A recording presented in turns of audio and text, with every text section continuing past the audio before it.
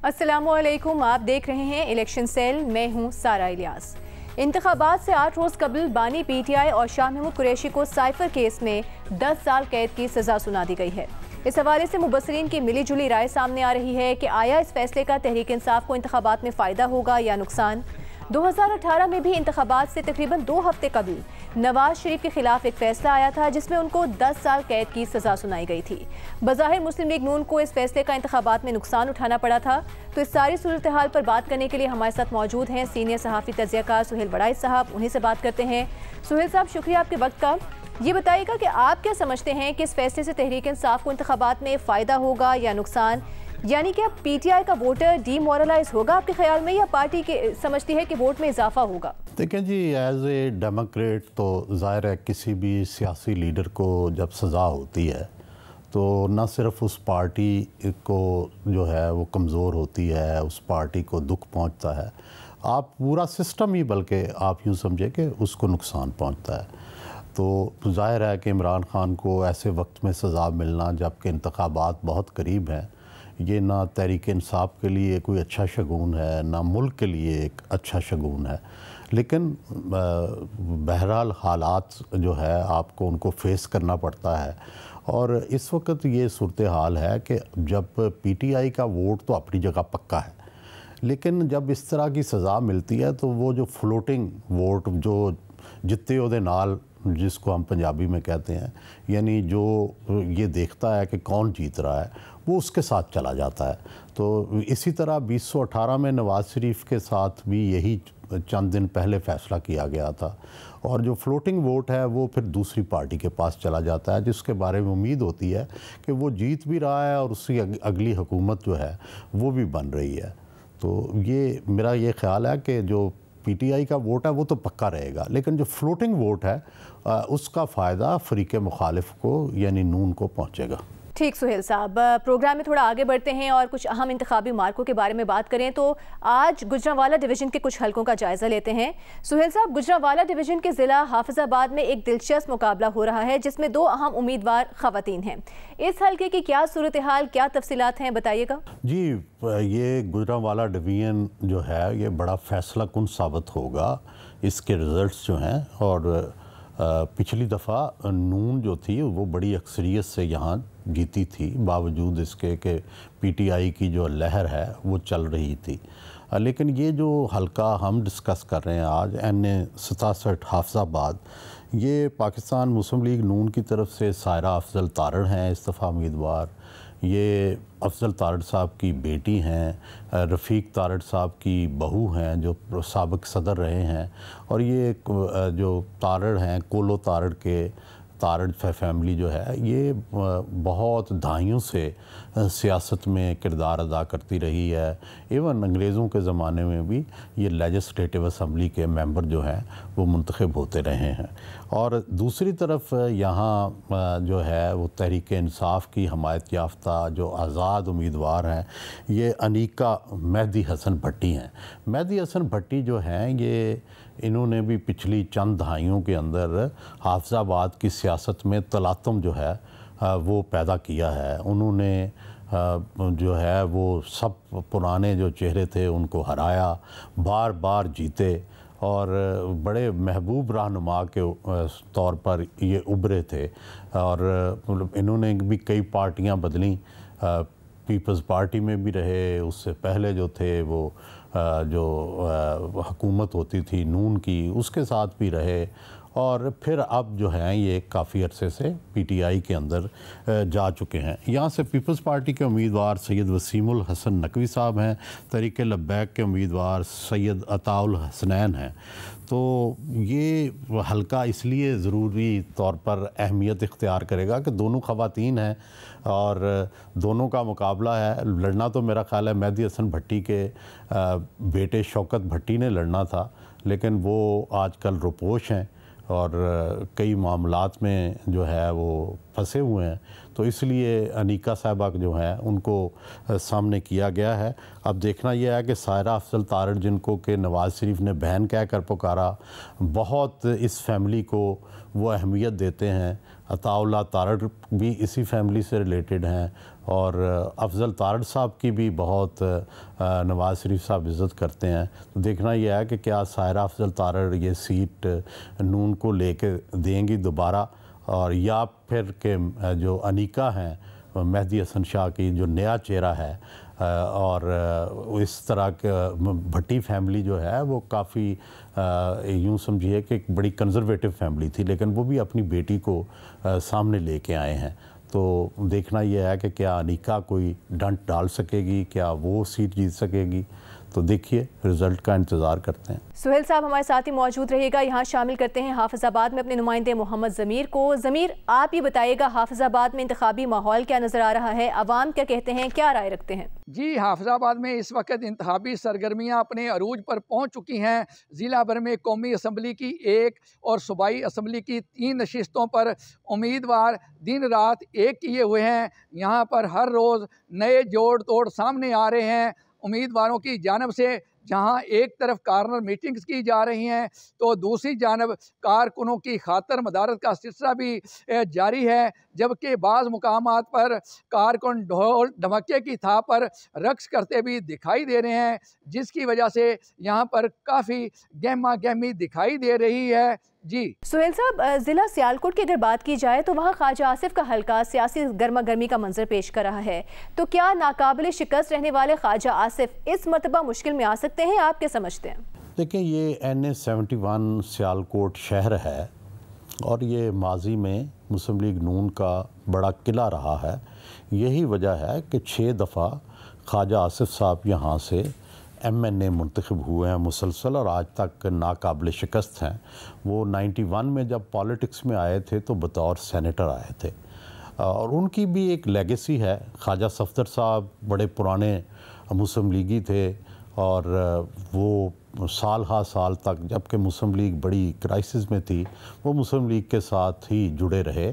और फिर लेकिन आखिर में ये हुआ कि वो ज़ियाउल हक की जो मजलिस शूरा बनी थी उसके वो स्पीकर बन गए, और इस तरह से वो उन्होंने अपनी पॉलिटिक्स की। लेकिन ख्वाजा आसिफ जब से आए हैं उन्होंने ये ख़ुद एतराफ़ भी किया एक दफ़ा असम्बली में कि मेरे वालिद ने जो मार्शल लॉ के साथ तावन किया था वो गलत किया था, और ख्वाजा आसिफ बढ़ चढ़ कर हमेशा जमहूरियत का नाम लेते हैं। और उनके मद्दे मुकाबल इस दफ़ा जो हैं वो रेहाना इम्तियाज़ डार साहिबा हैं। इनके जो बेटे थे वो पिछली दफ़ा अपना इमरान खान साहब के मशीर भी थे, और उनके बड़े एक्टिव मेंबर थे। बड़ा सख्त पिछली दफ़ा मुकाबला हुआ था उस्मान डार साहब का और ख्वाजा आसिफ का, और सिर्फ़ 1000 वोट से ख्वाजा आसिफ जो थे वो जीते थे। तो इस दफ़ा वो तो प्रेस कॉन्फ्रेंस करके पार्टी छोड़ चुके हैं, लेकिन उनकी वालदा रेहाना इम्तियाज़ डार जो हैं वो खड़ी हैं, और बेटे जो हैं वो उनकी मदद कर रहे हैं, और उनकी एक बहू जो है रेहाना इम्तियाज़ की वो सूबाई असम्बली पे खड़ी हैं।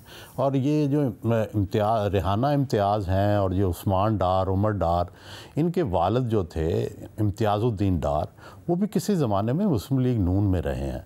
जावेद हाशमी साहब जब मुस्लिम लीग के रहनुमा हुआ करते थे उनके बहुत करीब थे इम्तियाज़ुद्दीन डार साहब, और ये जो बल्दियाती इंतखाबात थे उनमें अपने इलाके से जो है वो नाज़म जो है वो मुंतखब हुए थे।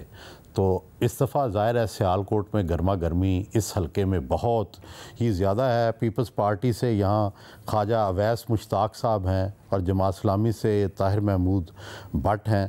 तो देखना यह है कि क्या ख्वाजा आसिफ जो हैं इनका जो किला है क्या इस दफ़ा टूट जाएगा, या वो अपना किला जो है वो बरकरार रखेंगे, और PTI गुजरांवाला डिवीज़न में जो आपको अपनी कोशिश कर रही है प्रेजेंस की, क्या वो हो सकेगी या नहीं।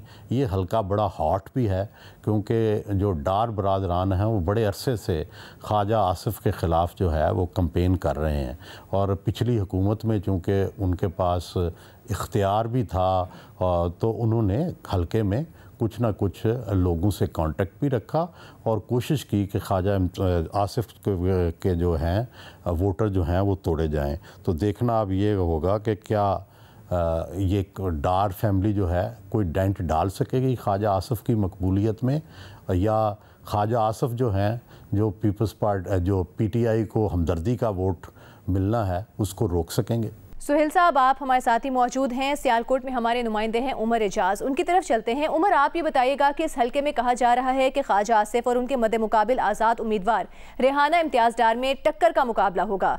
आप हलके में क्या देख रहे हैं, चूँकि आप ग्राउंड पर मौजूद हैं? किसकी इंतखाबी मुहिम में अवाम की तरफ से ज़्यादा जोशो खरोश पाया जा रहा है? हाँ जी बिल्कुल, NA-71 में मरकजी मुस्लिम लीग नून के मरकजी रहनुमा ख्वाजा आसिफ और आज़ाद उम्मीदवार रेहाना इम्तियाज़ डार के दरमियान मुकाबला है। लेकिन हम इसको कांटे का मुकाबला नहीं कह सकते, क्योंकि कांटे का मुकाबला वहाँ देखा जाता है जहाँ दोनों तरफ जो है वो मजबूत और जो है वो एक ही कद के जो है उम्मीदवार हों, तब मुकाबला बनता है। चूँकि इससे कबल मैं बताता चलूँ कि रेहाना इम्तियाज़ डार के जो बेटे हैं उस्मान डार, 2018 में इनके दरमियान और ख्वाजा आसिफ के दरमियान मुकाबला हुआ था, वो कांटे का मुकाबला हमने देखा था।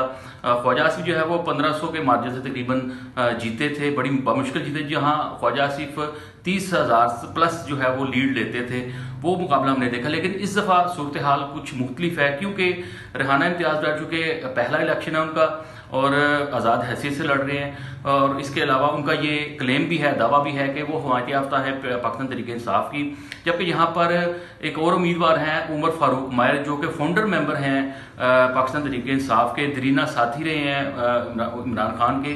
वो भी ये क्लेम कर रहे हैं कि वो भी NA-71 और 46 से वो उन्होंने अपने कागजात नामजदगी जमा करवाए हुए हैं, वो भी आज़ाद हैसियत से लड़ रहे हैं। चंद रोज़ कबल उन्होंने प्रेस कॉन्फ्रेंस भी की थी, उसमें उन्होंने इस चीज़ का इंकशाफ किया था कि जेल से मुझे मैसेज आया कि जो उनको इमरान खान की जानिब से कहा गया कि इन हल्कों से आप इलेक्शन लड़े, जबकि बाहर आकर जवाब कुछ और मिला। तो उन्होंने ये कुछ इल्ज़ामात भी लगाए थे। लेकिन यहाँ पर दो धड़े बन चुके हैं। अगर बात की जाए PTI की, दोनों उम्मीदवार ये क्लेम कर रहे हैं कि हम हमायत याफ्ता हैं PTI के, लेकिन दोनों आज़ाद हैसियत से इलेक्शन लड़ रहे हैं। इस तरह ये चूँकि वोट जो है वो डिवाइड हो चुका है। इसके अलावा यहाँ पर जमात इस्लामी भी है, पीपल्स पार्टी का कुछ % वोट यहाँ पर है। कंपेन के हवाले से बात मैं करता चलूँ तो कंपेन के हवाले से इस वक्त सबसे मजबूत कंपेन जो है इंतखाबी मुहिम जो है वो मुस्लिम लीग नून की जानिब से चलाई जा रही है। ख्वाजा आसिफ जो है वो तकरीबन पिछले 4 माह से 3-4 माह से अपनी कंपेन कर रहे हैं रोज़ाना की बुनियाद पर। वो मुख्तलिफ यूनियन काउंसिल्स में जाकर कॉर्नर मीटिंग्स भी कर रहे हैं, जलसे भी अटेंड कर रहे हैं। कुछ 2 रोज़ कबल यहाँ पर मियां नवाज शरीफ यहाँ पर आए थे, उन्होंने जलसे आम से खिताब किया। पहली दफ़ा पूरी क़यादत ने एक जलसे में शिरकत की और जलसा आम से खिताब किया। मियां नवाज शरीफ के हमरा मियां शहबाज शरीफ और मरियम नवाज भी थी यहाँ पर मौजूद। तो मोमेंटम हमने देखा कि काफ़ी क्राउड जो है वो जमा हो गया था। जलसा का जो है वो फुल हो गई थी, कुर्सियां जो है वो भर चुकी थी, लोग खड़े भी थे। इसके अलावा लोग सड़कों पर भी हमें नजर आए, ग्राउंड के बाहर भी खड़े नजर आए। इस हवाले से हम देख रहे हैं कि एक तो इंतखाबी मुहिम जो चल रही है ख्वाजा आसिफ वो बड़ी ही मजबूत है, और रोज़ाना की बुनियाद पर ख्वाजा आसिफ जो है वो तकरीबन 4-5 कॉर्नर मीटिंग्स कर रहे हैं, जलसे भी कर रहे हैं। ख़ास तौर पर जो ख्वाजा आसिफ ने बाज़ारों का रुख किया, जिनमें सियालकोट के बड़े बाज़ार हैं, लाही बाज़ार है, चौक शहीदा बाज़ार है, इसके अलावा तहसील बाज़ार है, मुस्लिम बाज़ार है, इस तरह के इतराफ़ में और बाज़ार हैं। वो ख्वाजा आसिफ ने जाकर हर दुकान पर ताजरों से मुलाकात की, इंतखाबी मुहिम की। इस हवाले से हमने देखा कि जो वोटर है इस वक्त, जो चार्ज वोटर है वो मुस्लिम लीग नून का है।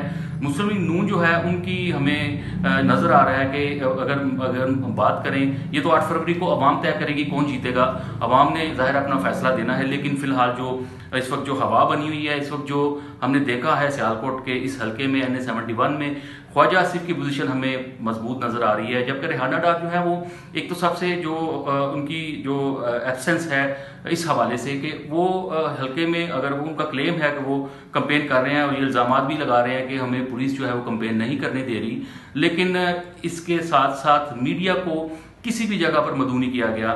ना वो किसी अपनी मीटिंग में मीडिया को इतला करते हैं, ना किसी कॉर्नर मीटिंग ना किसी जगह कंपेन अगर करने जाते हैं। अभी तक उनकी जानिब से कोई जलसा भी नहीं मुनक्कद हुआ। लेकिन वो ये क्लेम कर रहे हैं कि उनकी कंपेन भी बड़ी ज़ोरों शोर से जारी है। लेकिन सारी सूरत हाल की बात की जाए तो इस वक्त सियालकोट के इस हल्के में ख्वाजा आसिफ की पोजीशन जो है वो वाज़ेह है। जी उमर, आप हमें अपडेट कर रहे थे सियालकोट से। यहाँ शामिल करते हैं एक ब्रेक के बाद वापस आते हैं, हमारे साथ रहिएगा।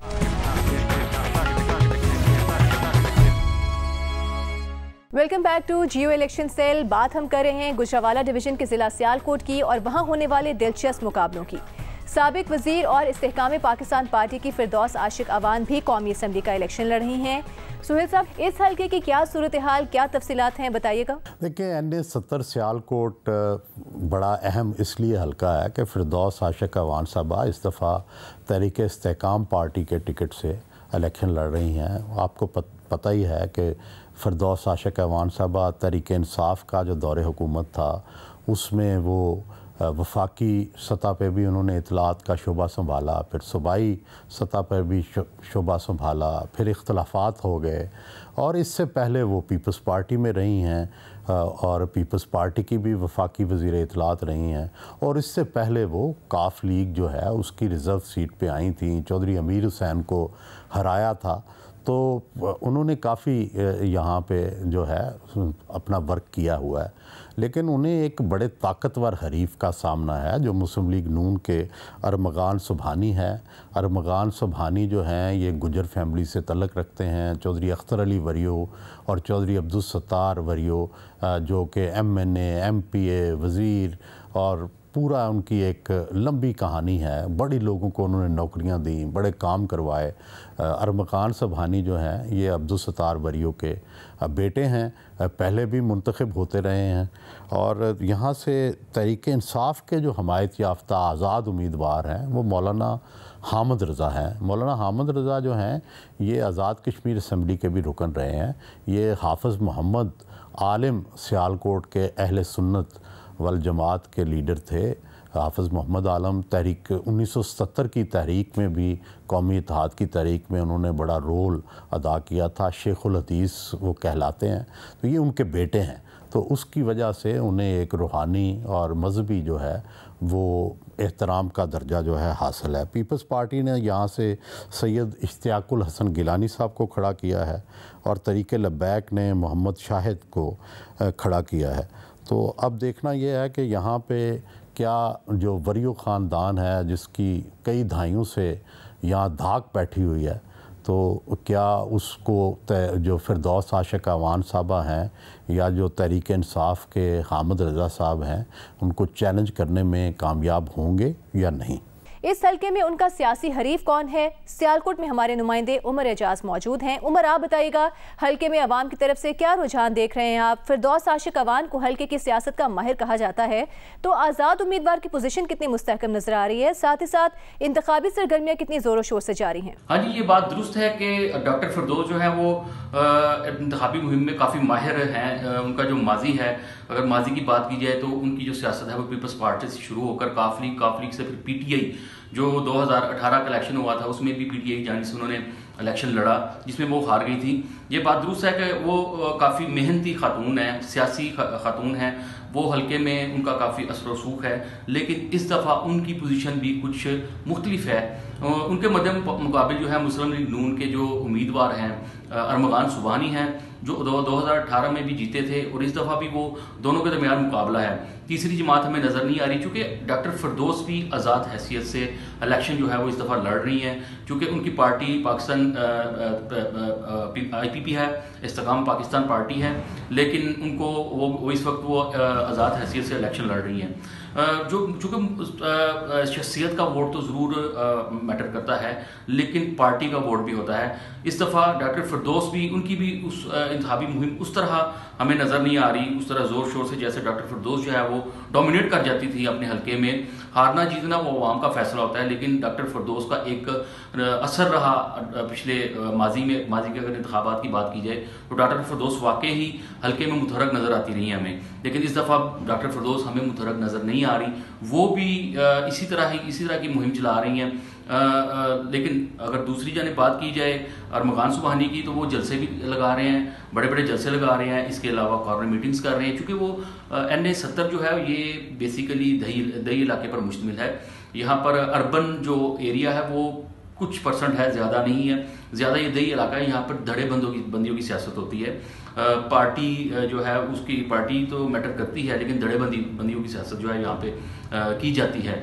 यहाँ पर चूँकि धड़ेबंदियों में जो सुबहानी फैमिली है वो काफ़ी मजबूत है, क्योंकि ये ख़ानदान जो है 1985 से सियासत में है और ये सियासत लड़ रहे हैं, कर रहे हैं, वहाँ से इलेक्शन जीतते आ रहे हैं। तो हमें इस हलके में भी जो वोटर का जो जोशो खरोश है वो नून लीग के वोटर्स का नज़र आ रहा है। बाकी अगर पीटीआई की बात की जाए तो काबिल ज़िक्र कोई वहाँ पे उम्मीदवार नहीं है।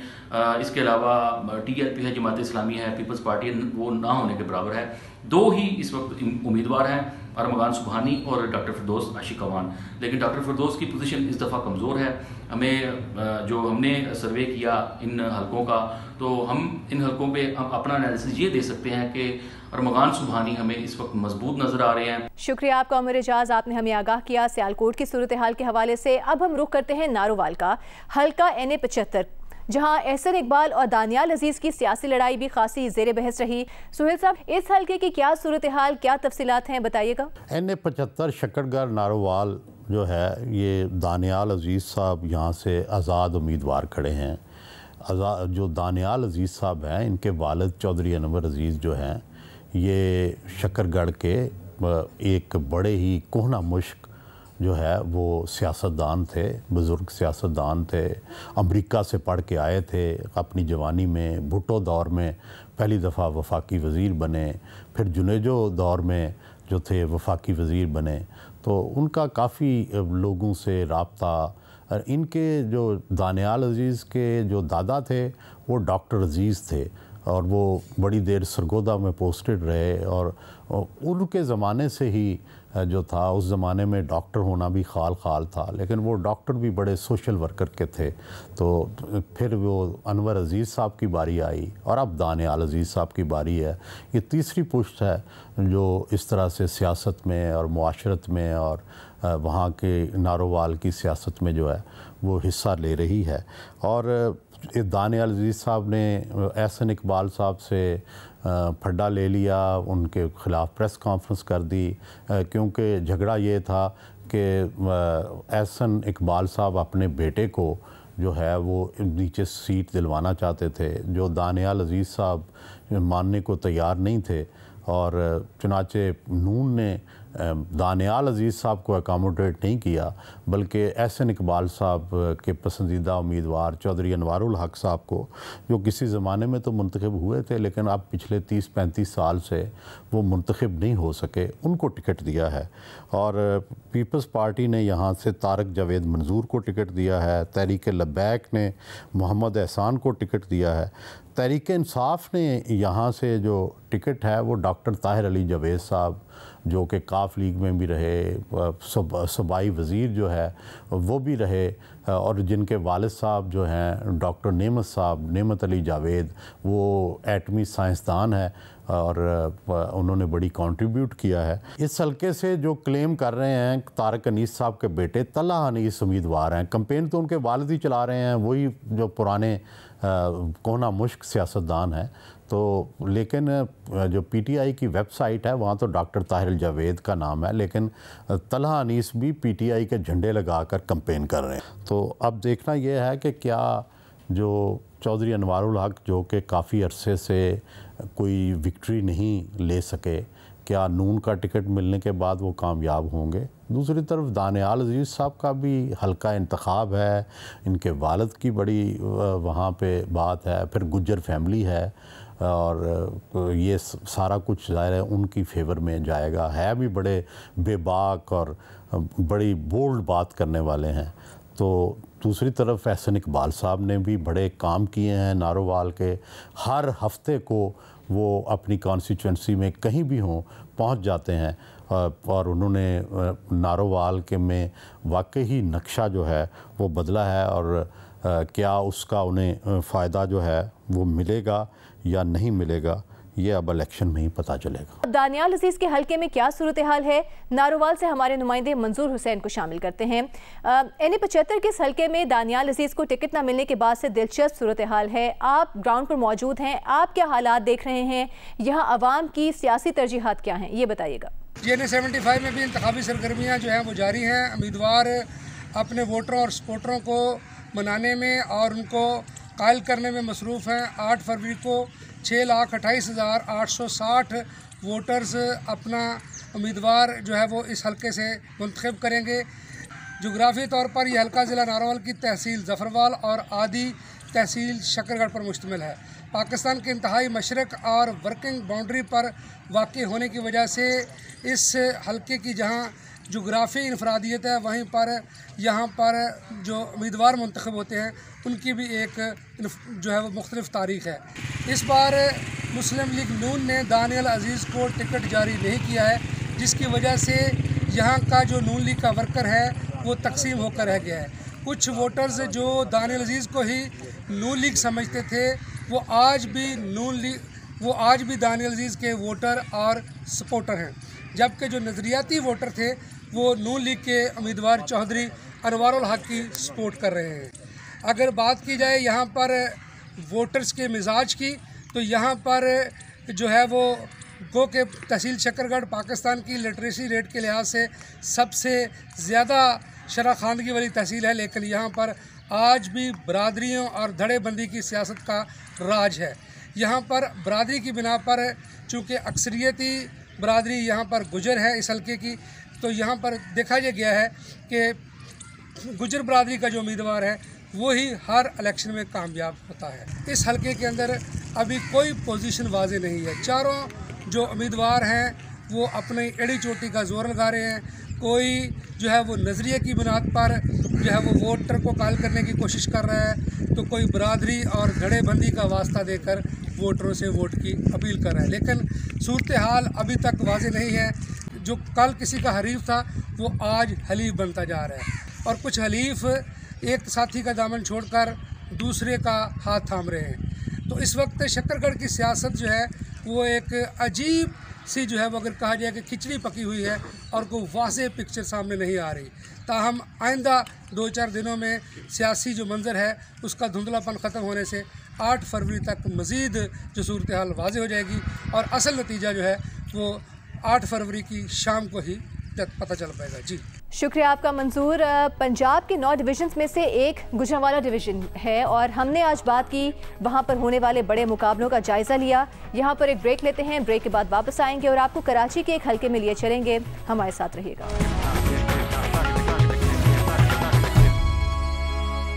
Welcome back to Geo election cell. और मुख्तलिफ शहरों में इंतखाबी सरगर्मियाँ जारी हैं। और जब इंतखाबात का ऐलान हुआ तो बहुत से लोग इस हवाले से मायूसी का शिकार थे कि उनके मसाइल के हल की राह हमवार नहीं होती, लेकिन अब सूरत हाल तब्दील होती दिखाई दे रही है। अवाम अपने मसाइल के हल के लिए सियासी जमातों के पुराने नारों और वादों में दोबारा दिलचस्पी दिखाने लगे हैं। ब्रेक से पहले हम बात कर रहे थे पंजाब के गुजरांवाला डिवीज़न की, और आपको जिक्र हो जाए कराची का। आपको हम लेकर चलते हैं कराची के हल्का NA 234 में, जहां MKM के मोइन पीरजादा और आज़ाद उम्मीदवार फ़हीम खान के दरमियान इंतखाबी मुकाबला हो रहा है। इसके अलावा पीपल्स पार्टी के मोहम्मद अली रशीद, जबकि मुस्लिम लीग नून के सलीम ज़िया भी यहाँ से इंतखाब लड़ेंगे। हमारे नुमाइंदे वलीद अहमद हल्के में मौजूद हैं, वलीद से बात करते हैं। वलीद, कराची में इलेक्शन से कबल क्या माहौल है? हल्का NA 234 में आप मौजूद हैं, यहाँ के अवाम के मसाइल क्या हैं, लोगों का क्या कहना है और क्या उम्मीदें वाबस्ता हैं उनकी? NA 234 के क्या मसाइल हैं, अवाम उम्मीदवारों से क्या तवक्कुआत रखती हैं, वो उम्मीदवार जो जीत कर आएगा अवाम का उनसे क्या मुतालबा होगा, हल्के के मसाइल क्या हैं, यहाँ पर पहले काम हुआ है या नहीं, इन्हीं तमाम सवालों के जवाबात आज आप तक पहुँचाएंगे।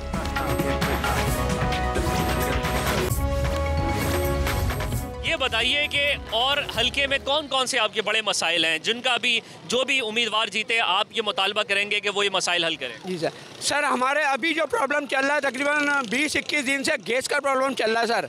इन्होंने पानी DHA से एजाज नाम का शख्स है, MKM के लोग हैं और कुछ पीपल्स पार्टी के लोग हैं, इन्होंने सर चोरी की लाइन ली है। 1000 रुपये मंथली फ़ी, घर से 1000 रुपये ले रहे हैं, यानी कि 50,000 घरों से 50,000 रुपये महीना इनके पास जाता है।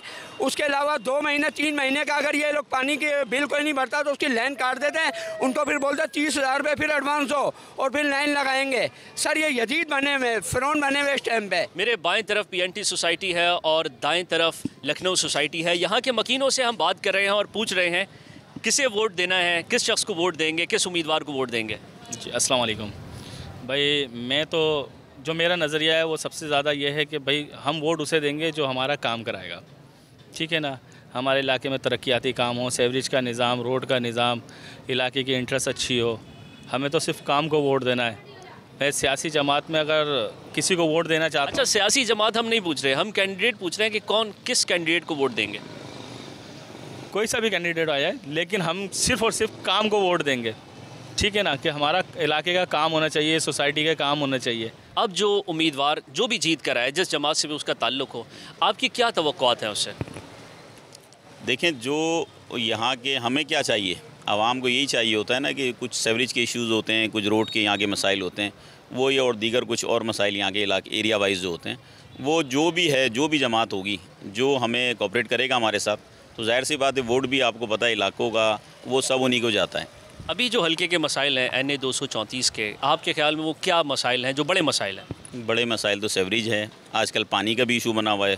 अब कुछ सर्दी है तो कुछ बेहतर है, लेकिन असल जो है वो पानी, सेवरेज और रोड, यही 2-3 मसाइल होते हैं आवाम के, आपको पता है।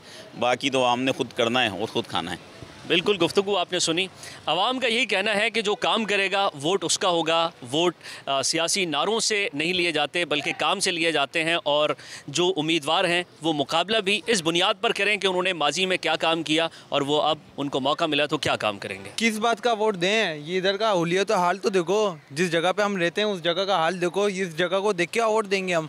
हर 2 दिन के बाद तो गटरों का पानी, रोड की ऐसी की तैसी हुई है, कोई इस जगह को नहीं देख रहा, तो हम क्यों वोट दें? लेकिन किसी नए उम्मीदवार को आप वोट दे सकते हैं और उससे आप ये मुतालबा करें कि आपको वोट इस सूरत दे रहे हैं कि आप सड़क बनाएं। उम्मीदवार है कौन? कोई उम्मीदवार हो तो किसको देना? सब अपने घर को पहले देख लें। तो आपने इससे पहले वोट दिया? मेरा ख्याल है इससे पहले तो वोट नहीं दिया होगा, पहला वोट है आपका शायद। नहीं, हमारे बड़ों ने दिया है मुत्तेदा की पार्टी को, लेकिन वो थी तो बहुत कुछ कराची में होता था, लेकिन अब मुत्तेदा नहीं है तो कराची में कुछ भी नहीं है। NA 234 में कुछ सड़कें ऐसी भी हैं जो 20-20 साल से नहीं बनी हैं और खस्ता हाली, टूट फूट का शिकार हैं। लोग मायूस हैं, लेकिन हम पूछते हैं, क्या ये सड़क जो आप ये बता रहे हैं लखनऊ सोसाइटी और PNT की है, 20 साल से नहीं बनी? 20 साल से कोई भी पूछने नहीं आता। जिससे बोलो तो वो लखनऊ वाला बनाएगा, वो बोलता है PNT वाले बनाएंगे। अब ये नहीं समझ में आता, हालांकि वोट सारे मुत्तहिदा और ये सारे मिल के पीपल्स पार्टी और क्या कहते हैं जमात इस्लामी सबको ही पढ़ते हैं, मगर बनाने जब रोड की बारी आती है, दुकान की लोकेशन की वजह से अब यहाँ आना कोई दुश्वार, वो आना नहीं सकता। कारोबार मुतासिर होता है। पानी अगर गटर का पानी जमा हो जाए तो 1-1 हफ्ते, महीने तक पानी चलता रहता है, कोई पूछने वाला नहीं है। ये तो एक सड़क की बात हो गई, लेकिन क्या दीगर जो सड़कें हैं वो भी इसी खस्ता हाली का शिकार है? तकरीबन आप जिया कॉलोनी पर चले जाएँ, PNT में चले जाए, वो पूरा बहुत आ रहा है कि मैंने देखा है जाके कि दुकानें तबाह हो गई हैं। बिल्कुल ऐसा कि 1-1 फीट पानी जमा हुआ है गटर का, कि वो बोलता है अब वो PTI बनाएगी, वो कोई बोलता है पीपल्स पार्टी बनाएगी। अब वोट सबको ही मिलते तकरीबन, मगर वही बात है कि बनाने वाला कोई नहीं है, बोलता है बस हाँ बना देंगे। पानी हमने अपनी मदद से आपसे लिया है। ये बताइए, इस हल्के में काम हुए कुछ नहीं हुए? काम तो आज तक कभी हमने देखे नहीं है, 25 साल हो गए रहते हुए इधर। काम हर थोड़े से काम होते हैं, उसके बाद ये हाल हो जाता है। अभी ये रोड डला है, 2 हफ्ते हुए हैं, उखड़ गया सारा रोड। तो इसी तरीके से काम होते हैं इधर। और क्या मसाइल हैं इस इलाके के? पानी नहीं है, सेवरेज के मसले हैं, बाकी जो हर इलाके के मसले हैं वो यहाँ पे मसले हैं। वोट तो लोग देते हैं, इस बार आपने फैसला किया है वोट देने का या नहीं? वोट तो देंगे, वोट देते हैं, लेकिन लोग यहाँ आकर बोलते हैं कि सोसाइटी का फ़ंड अलग होता है और गवर्नमेंट का फ़ंड अलग होता है, तो यहाँ काम नहीं करा सकते वो। ये बताइए कि जब आप वोट देने के लिए जाते हैं या फिर उम्मीदवारान यहाँ पर आते हैं तो उनके सामने ये तमाम चीज़ें रखी जाती हैं या नहीं? ये सारी चीज़ें रखी जाती हैं, लेकिन वो बोलते हैं हम कहीं ना कहीं से करवा देंगे, लेकिन काम नहीं होते फिर भी। इस बार वोट देंगे आप? वोट तो देंगे, लेकिन आपके सामने जिस तरीके से काम है वैसे ही काम रहेगा इधर। किस कैंडिडेट को, यानी किस उम्मीदवार को वोट देने का फैसला किया है? नाम बताइए कैंडिडेट का, सियासी जमात का बेशक ना बताएं। कैंडिडेट का नाम तो अभी तक कोई आया नहीं है इधर। अभी तक आधे लोगों को, मुझे भी नहीं पता कि कौन कौन यहाँ से खड़ा हुआ है। तो जब आएंगे तो फिर ही बात होगी कि किसको दें। ये वैसे अलमिया है, इलेक्शन में चंद रोज़ बाकी हैं, लेकिन अभी तक उस तरह की कैंपेन नज़र नहीं आई है। शहर भर की अगर आप बात करें तो पूरे कराची में उस तरह का फ्लेवर इलेक्शन का नज़र नहीं आया है। 5 साल बाद इतनी बड़ी एक्टिविटी होने जा रही है, लेकिन उस तरह की कैंपेन नहीं हो रही। क्या वजह है, क्यों शहर में उस तरह की कैंपेन होती हुई, मुहिम चलती हुई नज़र नहीं आती? इतनी बड़ी एक्टिविटी है, 5 साल बाद हो रही है। गहमा गहमी आप देखते हैं हर साल जब भी इलेक्शन होते हैं कि कितनी गहमा गहमी होती है। इस बार आपको ऐसा कोई भी महसूस नहीं हो रहा। बल्दियात की 1 साल पहले इलेक्शन हुए थे, उसके अंदर बहुत गहमा गहमी थी, बिल्कुल 1 साल पहले की बात है। लेकिन अभी आप देखें सिर्फ 20 दिन बाकी रह गए, लेकिन कोई गहमा गहमी नहीं है। ये बताइए कि आपके इस हलके में NA 234 में कौन कौन से मसाइल बड़े हैं? पानी का मसला सब में ज़्यादा है। पानी मीठा आता नहीं है यहाँ ना, सब बोरिंग इस्तेमाल कर रहे हैं, सारी चीज़ें ख़राब हो रही हैं घर की। ये जब उम्मीदवारान आते हैं वोट मांगने के लिए तो उनके सामने ये बात रखी जाती है कि हमारा सबसे बड़ा मसला पानी है और इस मसले को हल कीजिए। नहीं, पहले तो नहीं था, अभी कुछ दिनों से ये मसला ज़्यादा है। 2 साल तो हो रहे हैं। पानी के अलावा और इस हलके के NA 234 के कौन कौन से बड़े मसाइल हैं? ये रोड सही नहीं है, बस यही चीज़ें हैं। तो जो सेवरेज का निज़ाम कैसा है यहाँ? सेवरेज का तो कभी कभी भर जाता तो वो सही करवा देते हैं। स्ट्रीट लाइट्स हैं, सड़कों पर लाइटें लगी हुई हैं? नहीं, लाइटें नहीं है। सरकारी स्कूल कैसे हैं? सरकारी एक भी नहीं है। सरकारी अस्पताल कैसे हैं? एक भी नहीं है। आपने अभी थोड़ी देर पहले कहा सिर्फ पानी का मसला है, अब तो अंबार आप लगा रहे हैं मसाइल। पूछ रहे हैं ना, तो उसी हिसाब से बोल रही हूँ ना। अच्छा, इसके अलावा स्नैचिंग है, गलियों में सड़कों पर छीना झपटी है, मोबाइल स्नैच होते हैं। मेरे शौहर के मोबाइल छीन लिया था थोड़े दिन पहले। इसके अलावा जो बाज़ार हैं, मार्केटें हैं, एक लिस्ट आती है कि भाई ये चीज़ इतने की होनी चाहिए, सब्ज़ी इतने की हो, दाल इतने की हो, उसका चेक एंड बैलेंस है, वो उतने ही सरकारी नर्ख पर बिकती हैं? महंगा है यहाँ। जी हाँ, जो है ना, गोश्त भी महंगे, चिकन भी महंगा है, सब्ज़ी भी महंगी है, सारी चीज़ें, और सबसे ज़्यादा तो प्याज ही महंगा है। पूछने वाला कोई नहीं है। ये बताइए, सब्ज़ी महंगी चल रही है, सस्ती चल रही है आजकल? सब्जी सर जी महंगी है, इस दफ़ा कुछ भी सस्ता नहीं हुआ। टमाटर प्याज सब सस्ता होता है इन दिनों में, लेकिन इस दफ़ा कुछ भी सस्ता नहीं हुआ। मैं सबसे पहले आपसे ये बात करता हूँ कि जो भी हुकूमत आती है उसमें आवाम को कुछ नहीं मिलता। सब बेसिकली सिंध की आवाम को आज तक कुछ मिला ही नहीं है। ठीक है, आप यहाँ से निकलें, आपको गटर का ढक्कन, टूटे हुए रोड, हमारे बच्चे गटरों में गिर रहे होते हैं। ठीक है, पहली चीज़ तो ये हो गई। दूसरी चीज़ ये कि जो भी हुकूमत पिछले अरसे में रही या उससे पिछले अरसे में रही, हर किसी ने बहुत अच्छा काम किया। ठीक है, मगर आप पंजाब चले जाएं, पंजाब में एक गरीब आदमी को, बड़ा घर का जो सरपरस्त है, उसको मेडिकल कार्ड मिला है, जो आज तक पाकिस्तान की हिस्ट्री में किसी ने नहीं दिया। जो लोग पहले से हुकूमत कर रहे हैं, हम ये नहीं कह रहे कि कोई अच्छा है कोई अच्छा नहीं, हर आदमी की, हर हुकूमत के अपने वसाइल होते हैं, तो अपने वसाइल के हिसाब से काम करता है। हम ये चाहते हैं कि हमारे यहाँ जो भी हुकूमत आए, जो भी आए, वोट हमारा हक है, वो हम आपको नहीं देंगे हम किसको देना है, मगर यहाँ पर जो भी हुकूमत आए, जो उसने सुबह पंजाब में लोगों को फैसिलिटीज़ दी हुई है, जो उसने KPK में लोगों को फैसिलिटीज़ दी हुई है कि एक गरीब आदमी 10 लाख रुपए का मेडिकल का कार्ड लेके वो किसी भी आगा खान में कहीं भी जाके हॉस्पिटल में इलाज कराता है। क्योंकि मैं खुद बेसिक कराची से हूँ, मैंने खुद देखा है, और वहाँ जितने भी हॉस्पिटल हैं वहाँ पर उनके जो बेसिकली जो मेडिकल कार्ड है उसके अलग अलग जो है वार्ड बने हुए हैं और उसको चेक एंड बैलेंस किया जाता है। आप वोट देंगे या नहीं? बिल्कुल, इंशाल्लाह देंगे ज़रूर। बहुत सारे लोग कह रहे हैं कि हम वोट नहीं देंगे इस बार, क्यों मायूसी है? नहीं, देखो, मायूसी की तो बहुत सारी वजूहत हैं, और मैं ये समझता हूँ ये मायूसी जो है वो यूँ है कि यहाँ पर जितने भी कैंडिडेट खड़े होते हैं, चाहे वो किसी भी जमात से ताल्लुक़ रखते हों, लेकिन जो कामयाब होकर आते हैं तो उनसे जो उम्मीदें होती हैं हर बंदे की, लेकिन वो उम्मीदें पूरी नहीं होती। अच्छा, दूसरी बात यह है, इस वक्त जो मायूसी है वो ये है कि लोग ये देख रहे हैं कि यार हमारे इलाके से कैंडिडेट खड़ा होना चाहिए। अब आया कि डिफेंस जैसे इलाके से यहाँ पर आकर एक कैंडिडेट खड़ा होता है तो मायूसी तो फैलती है। अब इंसान, ज़ाहिर बात है, लोगों को बिल्कुल यानी वो एक मायूसी रहेगी, यार रहता वो डिफेंस में और जनाब इलेक्शन यहाँ से लड़ रहा है। हल्का NA 234 एक तरफ मेरे नासिर कॉलोनी है, जबकि दूसरी तरफ ज़िया कॉलोनी है, और ये 4-5 साल का बच्चा यहाँ से गुजर रहा है इस गंदगी से। यानी ये वो सड़क है जो नासिर कॉलोनी को ज़िया कॉलोनी से मिलाती है, और ये तकरीबन कई हफ्तों से इसी हालत का शिकार है। यहाँ के मकीनों से हम बात करते हैं, कब से यहाँ यही सूरत हाल है? अस्सलाम वालेकुम जनाब, ये 1 महीने से इस रोड पे पानी खड़ा है और हम चेयरमैन साहब को उससे पहले हमने यहाँ पे पानी का मसला है उसके लिए बुलाया था और वो ऐलान करके गए थे कि हम 1 हफ़्ते में पानी देंगे। वो पानी तो खैर उसकी लाइन नहीं आई, लेकिन इस इलेक्शन में ये हमें तोहफ़ा दिया गया है। ये इस गटर लाइन पे हम सब लोग ज़िंदगी गुजार रहे हैं, हमारे बच्चे बीमार हैं, हमारे घरों में पानी उबल उबल के ऊपर आ रहा है। जो कैंडिडेट यहाँ से जीते हैं, अभी तो बल्दियाती निज़ाम भी आ गया है, बल्दियाती नुमाइंदगान भी मुंतखब हो गए, कोई काम नहीं किया, ठीक नहीं किया ये सब। देखें, इस वक्त पीपल पार्टी के चेयरमैन हैं यहाँ पे नईम शेख साहब, ठीक है, उनको हमने बुलाया था, उनको ये भी कहा था कि इलेक्शन आ रहे हैं, आप हमारे ये कुछ छोटे मोटे मसले हल करें तो हम आपको सपोर्ट भी करेंगे। क्योंकि देखें, बात यह है कि अभी आवाम भी ये पूछती है कि हमारे लिए क्या हुआ।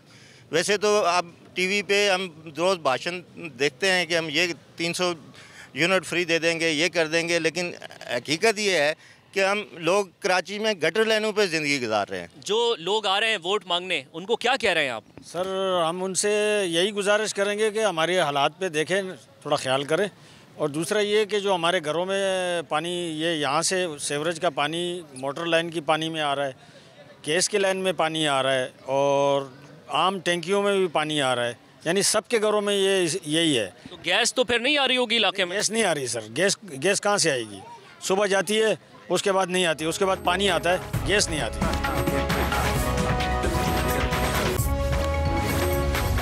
आज से 12-15 बरस पहले बेअमनी कराची का बहुत बड़ा मसला थी। अब शहर में उस तरह की बेअमनी तो नहीं है, दहशतगर्दी उस तरह की नहीं है, इसी तरह अगवा बराए दावान नहीं है, बोरी बंद लाशों का कल्चर इस शहर की शनाख्त नहीं है, लेकिन अब भी स्ट्रीट क्राइम है, पानी, बिजली, गैस, ट्रांसपोर्ट, सरकारी स्कूल, सरकारी अस्पतालों का मसला बड़ा है और ये मसला हल तलब है।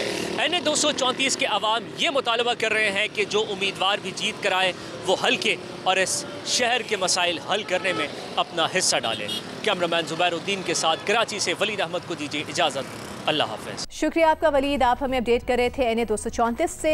आज के प्रोग्राम में इतना ही, मुझे इलेक्शन सेल से दीजिए इजाज़त। कल किसी और हल्के और अहम इंतखाबी मुकाबलों को लेकर आपके सामने हाजिर होंगे। अल्लाह हाफ़िज़।